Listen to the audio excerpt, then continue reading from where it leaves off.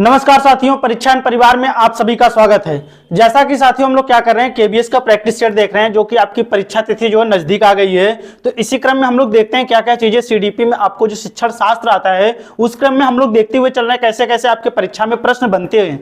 तो चलिए साथियों हम लोग शुरुआत करते हैं। आज अगला प्रैक्टिस सेट देखेंगे जिसमें आपके अच्छे अच्छे कलेक्शन करके लाए हुए प्रश्न मिलेंगे आपको। आप एकदम लगे रहिए और अपनी तैयारी को बेहतर बनाते रहिए। और चलिए आज देखते हैं फिर हम लोग क्या करते हैं, एक ऊर्जा के साथ शुरुआत करते हैं। बड़ी कामयाबी पाने के लिए छोटे बदलाव करना जरूरी है दोस्तों।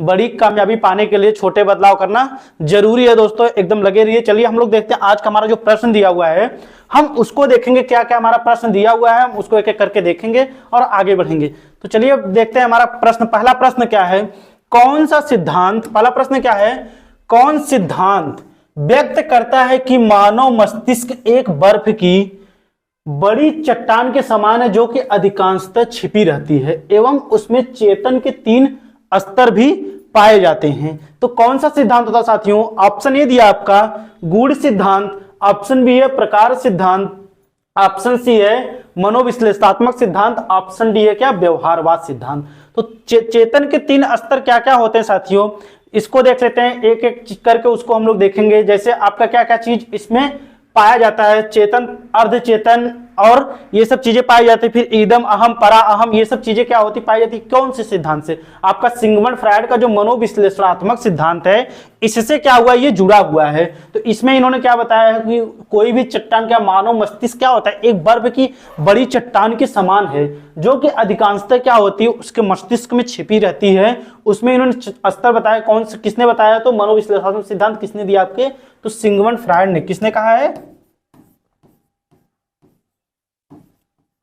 सिगमंड फ्रायड ने। तो ऑप्शन कौन सा सही होगा साथियों? हमारा तीसरा ऑप्शन जो दिया है मनोविश्लेषणात्मक सिद्धांत। आगे बढ़ते हैं, देखते हैं अगला प्रश्न दिया है, लिंग समानता क्या है? लिंग समानता क्या होती है उसको देखते हैं। ऑप्शन ए है पुरुष और महिला समान हैं, बी है महिलाओं और पुरुषों और लड़कियों और लड़कों के समान अधिकार, जिम्मेदारियां और उनको अवसर प्रदान करना, ऑप्शन सी है पुरुष और महिला समान नहीं है, ऑप्शन डी है सभी लिंग समान अधिकार साझा करेंगे। तो लिंग समानता क्या कहती है? वो ये कहती है कि महिला हो चाहे पुरुष हो चाहे लड़के हो लड़कियों, क्या है सबको क्या करना है, सबकी जिम्मेदारियां और सबको समान अवसर प्रदान करना। यही क्या होता है, लिंग समानता को दर्शाता है। उसमें क्या होता है, चाहे लड़की हो चाहे लड़के हो सभी को क्या होता है एक समान देखना, तो उसमें समान अवसर भी प्रदान करना। हमारा जो बी ऑप्शन होगा यही क्या होगा यहाँ पर सही होगा। कौन सा? बी वाला ऑप्शन। अगला प्रश्न देखते हैं, शिक्षण अधिगम प्रक्रिया में वंचित समूह से संबंधित विद्यार्थियों के द्वारा सहभागिता कम होने की एक स्थिति में एक शिक्षक को क्या करना चाहिए? क्या पूछा है? शिक्षण अधिगम प्रक्रिया में वंचित समूह से संबंधित विद्यार्थियों के द्वारा सहभागिता कम होने की स्थिति में एक शिक्षक को क्या करना चाहिए? ऑप्शन हमारा पहला दिया है अपनी शिक्षण पद्धति पर विचार करना चाहिए तथा बच्चों की सहभागिता में सुधार करने के लिए नए तरीके ढूंढना चाहिए, ऑप्शन बी है बच्चों को विद्यालय छोड़ने के लिए कहना चाहिए, ऑप्शन सी है इस स्थिति को जैसी है वैसी स्वीकार कर लेना चाहिए, ऑप्शन डी है इन विद्यार्थियों से अपनी अपेक्षाओं कम करनी चाहिए। तो क्या कहता साथियों, शिक्षण अधिगम प्रक्रिया में वंचित समूह से विद्यार्थियों के द्वारा सहभागिता को कम करने का क्या होता है, एक शिक्षक क्या करना चाहिए? ऑप्शन हमारा पहला ही जो दिया यही क्या होगा यहाँ पर सही होगा, अपनी शिक्षण पद्धति पर विचार करना चाहिए तथा बच्चों की सहभागिता में सुधार करने के लिए उनको नए नए तरीके ढूंढने चाहिए। हमारा ऑप्शन जो ए दिया है यही क्या होगा यहाँ पर सही होगा। अगला प्रश्न देखते हैं, एक शिक्षक प्रधानतः किसकी भांति कार्य करता है?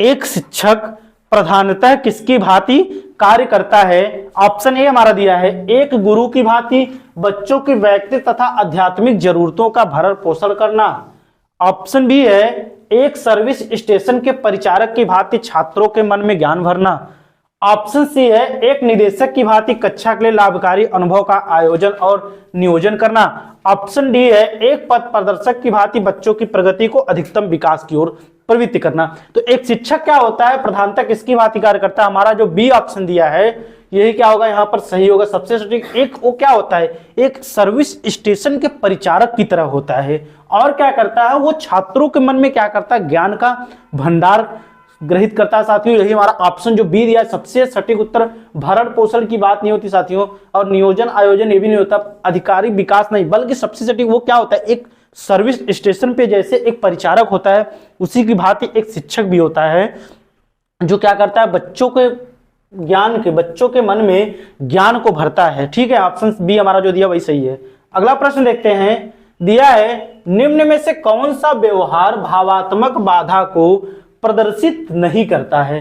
निम्न में से कौन सा व्यवहार भावात्मक बाधा को प्रदर्शित नहीं करता साथियों। ऐसे प्रश्न को आप ध्यान से देखिएगा, नहीं जिसमें पूछेगा। ऑप्शन ए है बाल अपराध, ऑप्शन बी है कमजोरों को डराने वाला, ऑप्शन सी है भगोड़ापन, ऑप्शन डी है स्वालीनता। तो कौन सा भाव क्या पूछा हमारा, व्यवहार भावात्मक बाधा को प्रदर्शित नहीं करता, ये क्या होती है हमारी स्वालीनता होती है साथियों। इसमें बच्चा क्या होता है, कोई भी चीजों को जैसे क्या करता है, वो कोई हंसी मजाक आदि चीजों, मतलब कोई भी कार्य अगर करता है उस चीज को समझ नहीं पाता है, उसमें समझने की क्षमता थोड़ी कम होती है। इसमें इसको हम क्या कहते हैं, स्वालीनता कहते हैं। ऑप्शन हमारा डी जो दिया है यही क्या होगा यहाँ पर सही होगा। बाकी बाल अपराध भगोड़ापन ये सब क्या होते हैं, जिम्मेदार होते हैं साथियों। इसमें नहीं पूछा तुम्हारा क्या होगा, यही डी वाला ऑप्शन जो दिया है यही सही होगा। अगला प्रश्न देखते हैं, शिक्षण पद्धति जो मध्यम वर्गों में विज्ञान को पढ़ाने के लिए उपयुक्त नहीं है।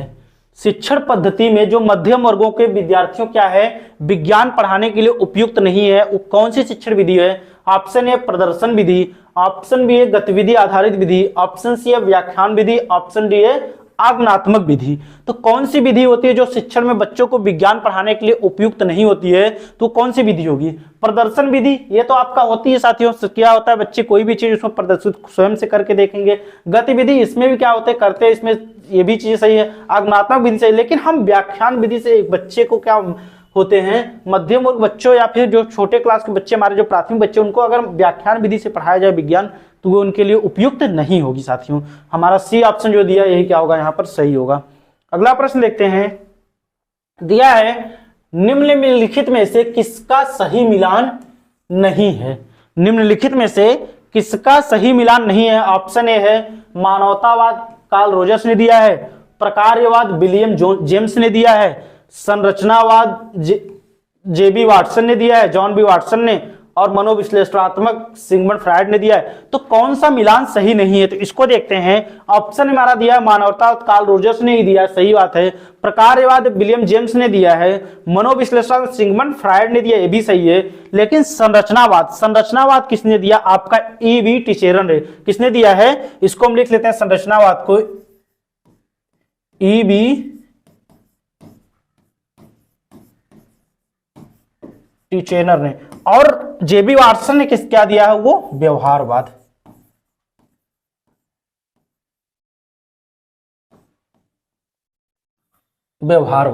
ठीक है, तो टिचेनर ने क्या दिया है साथियों, संरचनावाद, और जेबी वाटसन ने व्यवहारवाद। पूछा कौन सा मिलान सही नहीं, तीसरा वाला हमारा संरचनावाद जो दिया है यही क्या होता है, सही मिलान नहीं है।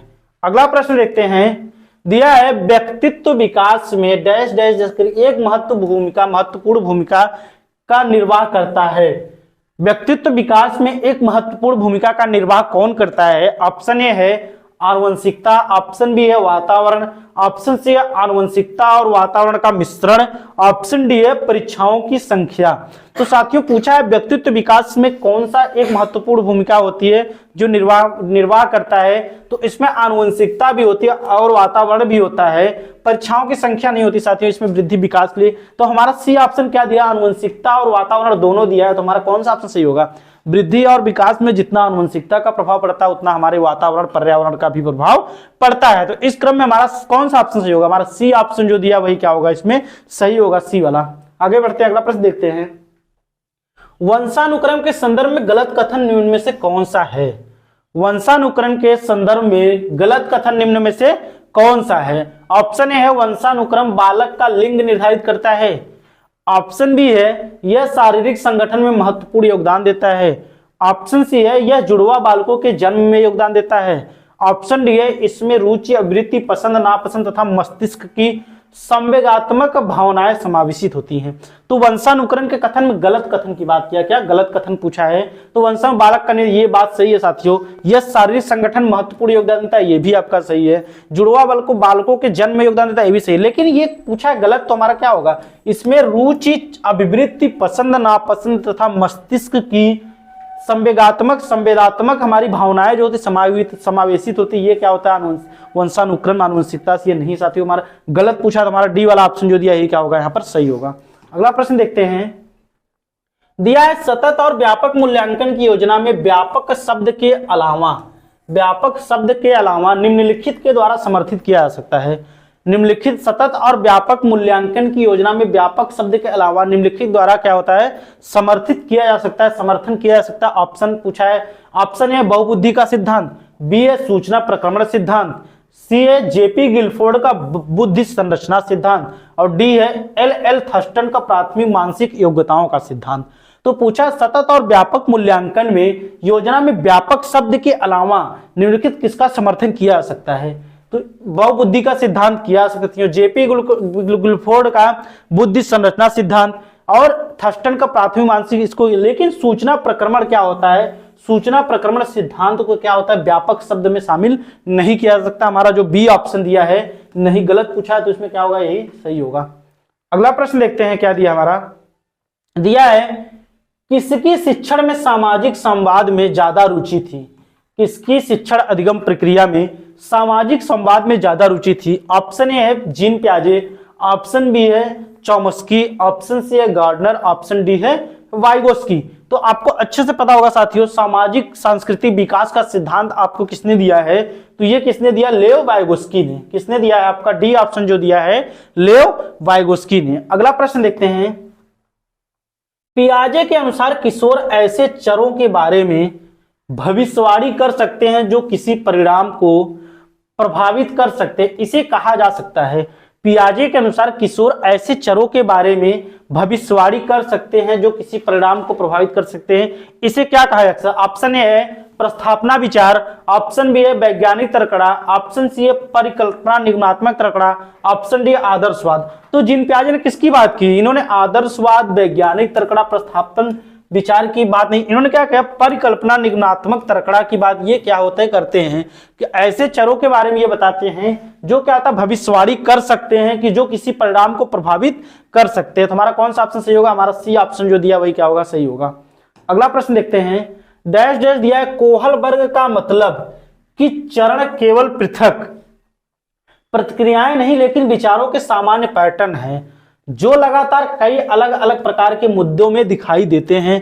ऑप्शन हमारा देखते हैं कौन कौन सा इसमें कोहल वर्ग की बात करता है। दिया है ऑप्शन ए पदानुक्रमण एकीकरण, ऑप्शन बी है संरचित पूर्ण, ऑप्शन सी है अपरिवर्तनीय अनुक्रम, ऑप्शन डी गुणों के अंतर। तो कोहल वर्ग का मतलब था, इसको पढ़ लेते हैं, कोहल वर्ग का मतलब था चरण केवल क्या होता है पृथक प्रक्रियाएं नहीं विचारों के सामान्य पैटर्न है जो लगातार कई अलग अलग प्रकार के मुद्दों को क्या करते दिखाई देते हैं। तो इसमें क्या होता है ऑप्शन सी हमारा संरचित पूर्ण जो अधिगम होता है ये क्या होता है इसमें सम्मिलित होता है। हमारा बी ऑप्शन जो होगा ये क्या होगा यहाँ पर सही होगा। अगला प्रश्न देखते हैं, किसी व्यक्ति के उसके स्वयं के संज्ञानात्मक प्रक्रियाओं को संज्ञान को क्या कहा जा सकता है। किसी व्यक्ति के उसके स्वयं के संज्ञानात्मक प्रक्रियाओं के संज्ञान को क्या कहा जा सकता है साथियों। ऑप्शन ए दिया है पुनर्संज्ञान, ऑप्शन बी दिया है मेटा संज्ञान, ऑप्शन सी है पहचान, ऑप्शन डी प्रत्यक्षीकरण।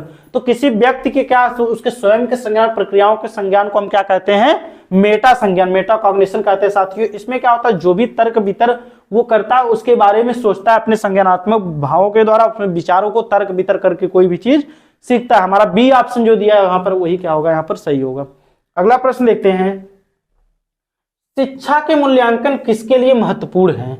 शिक्षा के मूल्यांकन किसके लिए महत्वपूर्ण है। ऑप्शन ए है शिक्षण के लिए आकलन, ऑप्शन बी है छात्रों में भेदभाव, ऑप्शन सी है छात्रों की रैंकिंग, ऑप्शन डी है बेहतर अंक। तो मूल्यांकन की बात करता है तो साथियों हम रैंकिंग भेदभाव ये सब नहीं करते, बल्कि क्या होता है वो शिक्षण के लिए आकलन जो होता है वही क्या होता है इसमें शामिल होता है। हमारा ए ऑप्शन जो दिया है वही क्या होगा यहाँ पर सही होगा। अगला प्रश्न देखते हैं, रचनात्मक मूल्यांकन का मुख्य प्रयोजन है। रचनात्मक मूल्यांकन का मुख्य प्रयोजन है, ऑप्शन ए दिया है विषय वस्तु के मूल्यांकन का बोझ कम करना, ऑप्शन बी है सतत मूल्यांकन करना, और ऑप्शन सी क्या है, विद्यार्थियों ने किस हद तक सीखा है उसका मूल्यांकन करना। ऑप्शन डी आपका विद्यार्थियों को और अधिक ज्ञान प्राप्त करने में क्या होता है, सहायता देना। यही क्या होता है, रचनात्मक संरचनात्मक मूल्यांकन हमारा यही कहता है कि विद्यार्थियों को और अधिक उनके ज्ञान को क्या करते हैं, हम संरचनात्मक रूप से अच्छे तरीके से उनको बता सकते हैं, उनको सिखा सकते हैं। हमारा डी ऑप्शन जो दिया है यही क्या होगा यहाँ पर सही होगा। कौन सा ऑप्शन, ऑप्शन डी। अगला प्रश्न देखते हैं, कस्तूरबा गांधी बालिका आवासीय विद्यालय योजना का उद्देश्य है। कस्तूरबा गांधी बालिका आवासीय विद्यालय योजना का उद्देश्य क्या है। ऑप्शन ए है वंचित वर्ग की बालिकाओं को गुणवत्तापूर्ण शिक्षा देना। ऑप्शन बी है वंचित वर्ग की बालिकाओं में क्षमता का विकास करना। ऑप्शन सी है न तो विकल्प ए न ही विकल्प बी। ऑप्शन डी है विकल्प ए और बी। तो साथियों इसमें क्या होता है, कस्तूरबा गांधी विद्यालय जो हमारा आता है अप्रैल 2007 में, इसको क्या किया जाता है, आता है इसके बाद अप्रैल 2007 में, अप्रैल 2007 में इसको क्या होता है, हमारा एसएससी जो होता है सर्व शिक्षा अभियान के अंतर्गत इसको क्या किया जाता है, विलय कर दिया जाता है, उसके अंतर्गत इसको विलय कर दिया जाता है। हमारा जो ऑप्शन पहला वाला भी सही, ऑप्शन दूसरा वाला सही है, तो विकल्प हमारा डी दिया है, विकल्प ए और बी दोनों सही है साथियों। तो हमारा डी ऑप्शन जो दिया यही क्या होगा, यहाँ पर सही होगा। अगला प्रश्न देखते हैं, स्वतंत्र भारत में स्काउट गाइड संघ की स्थापना किस वर्ष की गई थी। स्काउट गाइड संघ की स्थापना किस वर्ष की गई थी। Option A 1942, option B 1950, option C 1944, option D 1945। तो साथियों ऑप्शन हमारा जो सही होगा कौन सा, 1950, ऑप्शन बी। कौन सा, ऑप्शन बी 1950 जो होगा यही क्या होगा यहाँ पर सही होगा। अगला प्रश्न देखते हैं, निम्न में से मलैया एवं मलैया की कृति क्या है। मलैया एवं मलैया की कृति क्या है, इन्होंने क्या किया, शिक्षा के क्षेत्र में बहुत ही अच्छा काम किया है, और इनकी प्रबंधन जो समितियां हैं उसके बारे में देखते हैं क्या किया है। मलैया जो प्रबंधन समिति आई थी उसको देखते हैं। ऑप्शन ए हमारा दिया है शैक्षिक सुधार के लिए, बी है शिक्षा पर्यवेक्षण के लिए, सी है शिक्षा प्रशासन के लिए, डी है शिक्षा प्रशासन एवं परीक्षण के लिए। तो मलैया प्रबंधन समिति जो आई थी क्या आई थी, शिक्षा प्रशासन एवं पर्यवेक्षण के लिए आई थी साथियों। शिक्षा प्रशासन एवं पर्यवेक्षण के कौन सी समिति आई थी, मलैया एवं मलैया प्रबंधन समिति। ऑप्शन डी हमारा जो दिया वही सही होगा। अगला प्रश्न देखते हैं, शिक्षा में गुणवत्ता लाने के लिए प्राथमिक एवं माध्यमिक शिक्षा विद्यालय का विभाजन कब किया गया था। शिक्षा में गुणवत्ता लाने के लिए प्राथमिक एवं माध्यमिक शिक्षा विद्यालय का विभाजन कब किया गया था। बहुत अच्छे प्रश्न आपके लिए लाए गए साथियों। ऑप्शन ए हमारा 1995, ऑप्शन बी है 1997, ऑप्शन सी 1991, ऑप्शन डी 1999। तो शिक्षा में गुणवत्ता लाने के लिए प्राथमिक एवं माध्यमिक शिक्षा विद्यालय का विभाजन कब किया गया था, आपका किया गया था 1997 में। ऑप्शन बी जो हमारा दिया है क्या होगा यहाँ पर सही होगा, 1997 में। अगला प्रश्न देखते हैं, अब दिया साथियों शैक्षिक सुधार कार्यक्रम संबंधित है। शैक्षिक सुधार कार्यक्रम संबंधित है। ऑप्शन ए शिक्षण पद्धतियों में सुधार से, ऑप्शन बी है विद्यार्थियों की संख्या में वृद्धि से, ऑप्शन सी अनुशासनहीनता में सुधार, ऑप्शन डी ये सभी। तो शिक्षण पद्धति में सुधार सही है साथियों, विद्यार्थियों में संख्या में वृद्धि ये भी सही है, अनुशासनहीनता में सुधार ये भी सही है। ऑप्शन तो हमारा डी जो होगा, ये सभी जो दिया है यही क्या होगा यहाँ पर सही होगा, क्योंकि शैक्षिक सुधार कार्यक्रम संबंधित किससे है, तो शिक्षण पद्धति में क्या होता है, इसमें सुधार किया जाता है, विद्यार्थियों की संख्या में वृद्धि की जाती है, अनुशासनहीनता जो होती है उसमें सुधार किया जाता है। तो इसमें इस क्रम में हमारा कौन सा ऑप्शन, जब तीनों ऑप्शन सही होगा तो हमारा कौन सा ऑप्शन सही होगा, ऑप्शन डी हमारा जो दिया है क्या होगा यहाँ पर सही होगा। अगला प्रश्न देखते हैं, निम्न में से कौन सा गुण प्रधानाध्यापक में नहीं होना चाहिए। निम्न में से कौन सा गुण एक प्रधानाध्यापक में नहीं होना चाहिए। ऑप्शन ए हमारा दिया है सहानुभूतिपूर्ण व्यवहार, ऑप्शन बी है आशावादी सकारात्मक दृष्टिकोण, ऑप्शन सी है लोकतांत्रिक भावना को परिपूर्ण, ऑप्शन डी अति अनुशासनात्मक व्यवहार। तो अति अनुशासनात्मक व्यवहार क्या एक प्रधानाध्यापक करेगा, तो ऑप्शन क्या होगा, सहानुभूतिपूर्ण व्यवहार सही है आपका, आशावादी सकारात्मक सोच भी सही है, लोकतांत्रिक भावना से परिपूर्ण, ये सब चीजें क्या होती है, एक कक्षा का एक शिक्षक एक प्रधानाध्यापक का मुख्य गुण होते हैं। लेकिन एक अति अनुशासन, हमारा डी ऑप्शन नहीं पूछा साथियों, यही क्या होगा, डी ऑप्शन जो दिया है अति अनुशासनात्मक व्यवहार जो हमारा यही क्या होगा यहाँ पर सही होगा। बढ़ते अगला प्रश्न देखते हैं, निबंधात्मक परीक्षण की इतनी लोकप्रियता का मुख्य कारण है। निबंधात्मक परीक्षण की इतनी लोकप्रियता का मुख्य कारण ऑप्शन ए इसकी संक्षेपण तथा संगठन कौशल को मापने की योग्यता, ऑप्शन बी है इसकी उच्च वैधता, ऑप्शन सी है इसके उच्च निदानात्मक मूल्य, ऑप्शन डी इसकी उच्च विश्वसनीयता। तो निबंधात्मक परीक्षण कितनी लोकप्रियता किसके कारण है साथियों? हमारा ऑप्शन जो पहला दिया यही क्या होगा यहाँ पर सही होगा। इसकी संक्षेपण तथा संगठन कौशल मापने की योग्यताएं जो होती हैं वो हमारे निबंधात्मक परीक्षण को प्रदर्शित करती हैं। हमारा ए ऑप्शन जो दिया वही क्या होगा यहाँ पर सही होगा। बढ़ते अगला प्रश्न देखते हैं।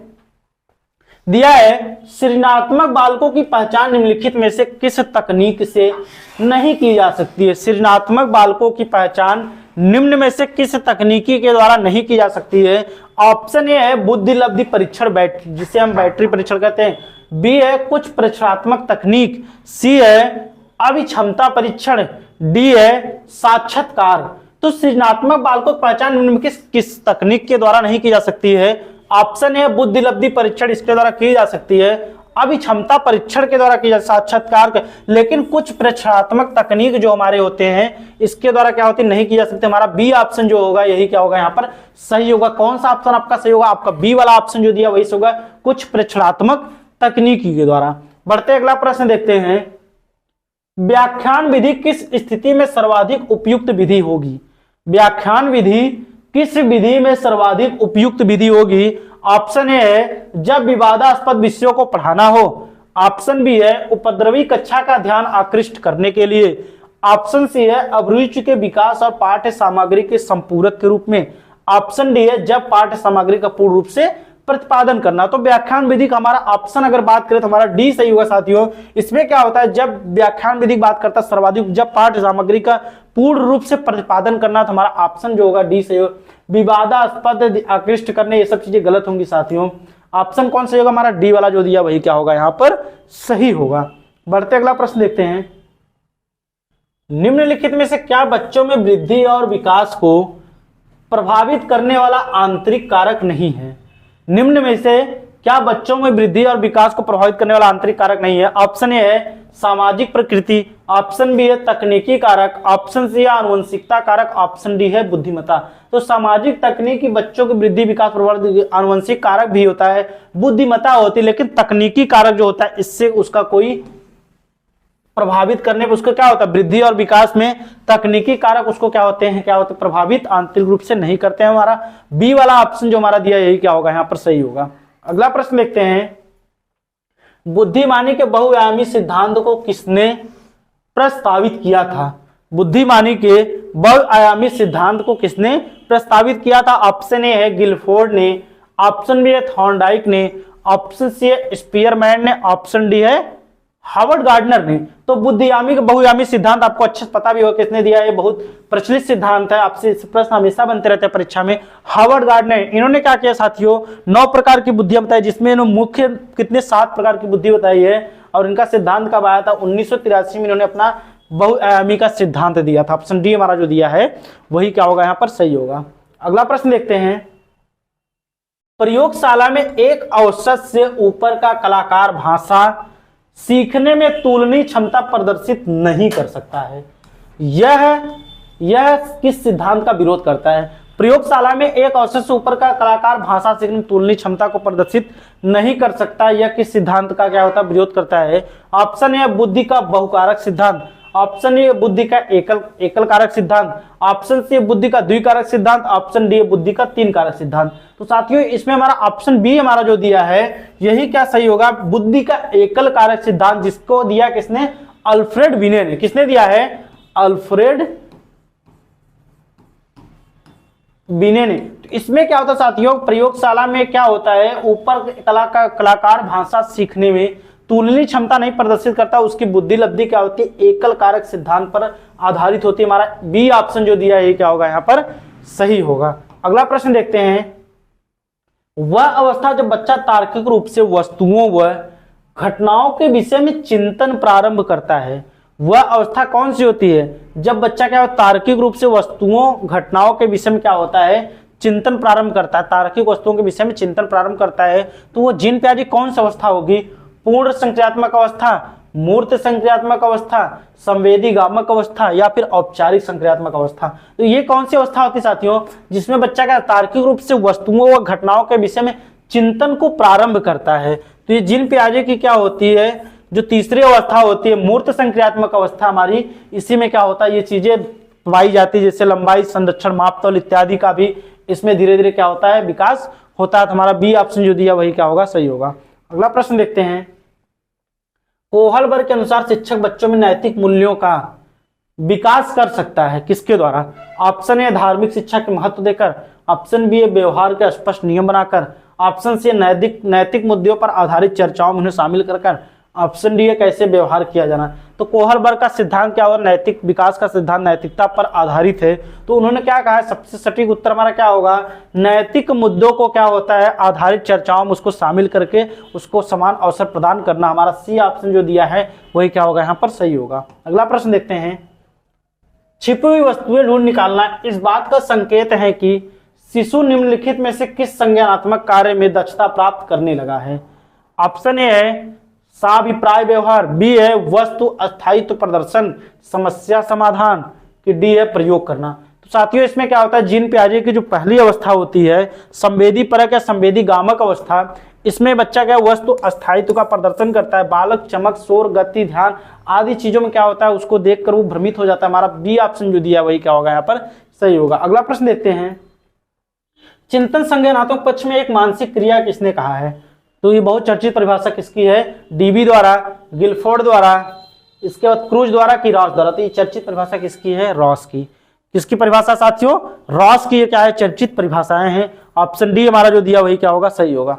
अगला प्रश्न देखते हैं, शिक्षार्थियों में व्यक्ति भिन्नताओं को संबोधित करने के लिए एक विद्यालय किस प्रकार सहयोग उपलब्ध करवा सकता है? एक विद्यालय किस प्रकार सहयोग उपलब्ध करवा सकता है? ऑप्शन ए है बाल केंद्रित पाठचर्या का पालन करना और शिक्षार्थियों को सीखने के लिए अनेक अवसर उपलब्ध कराना, बी है शिक्षार्थियों में व्यक्ति विभिन्नताओं को समाप्त करने के लिए, सी है धीमी गति से सीखने वाले शिक्षार्थियों विशेष विद्यालय में भोजन संभव कराना, और डी है सभी शिक्षार्थियों के समान।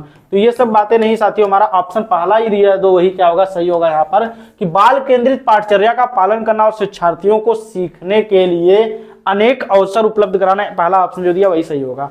अगला प्रश्न देखते हैं, विद्यार्थियों के अवांछनीय व्यवहार में बदलाव लाने के लिए सबसे समर्थ पद्धति है?